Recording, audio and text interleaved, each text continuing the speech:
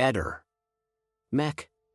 Pallister. Nel cuore di Trieste, una città avvolta da un'aura di mistero e fascino marittimo, si svolge una storia degna di un romanzo giallo. Intricata tra le nebbie della scomparsa di Liliana Resinovic e una chiamata telefonica avvolta nel mistero, la vicenda prende avvio il 15 dicembre, un giorno dopo che Liliana, una figura ben nota nella comunità locale per il suo spirito vivace e la sua generosità, venne dopo tante difficoltà segnalata come scomparsa. Alle 14:59 di quel giorno fatidico, il telefono di Liliana effettuò 2 chiamate consecutive verso un numero sconosciuto, 347965226XX, rivelando un dettaglio che avrebbe complicato ulteriormente il caso. Le chiamate, come emerso dalle indagini, se non da un fantasma, furono iniziate dal marito,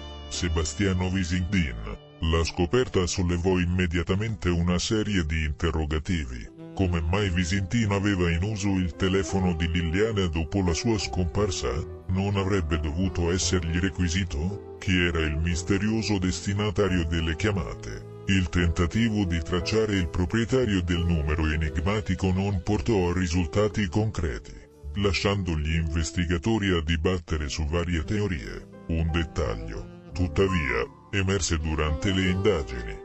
La risposta a una chiamata rivelò una voce maschile dall'accento che sembrava indicare originarsi dal Friuli Venezia Giulia, forse addirittura triestino, aggiungendo un ulteriore strato di mistero. Questo frammento di conversazione, benché criptico, suggeriva che dietro il numero potesse celarsi qualcuno con conoscenze o legami con l'area di Trieste, potenzialmente significativo nell'ambito della scomparsa di Liliana. Tuttavia, senza ulteriori prove o connessioni evidenti, la pista sembrava raffreddarsi tanto rapidamente per come era emersa. La vicenda della scomparsa di Liliana Resinovic e della chiamata misteriosa si trasformò rapidamente in un enigma che catturò l'immaginazione pubblica.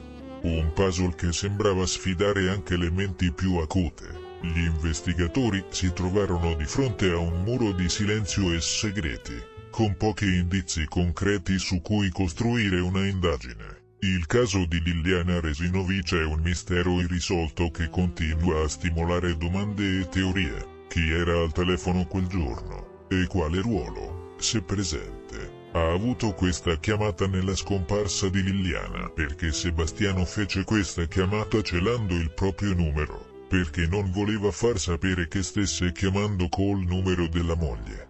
La storia di Trieste si arricchisce così di un altro capitolo oscuro, un'azione senza conclusione, senza logica, che riflette la complessità e la profondità dei segreti misteri umani. Ehi, non dimenticare di iscriverti a questo canale.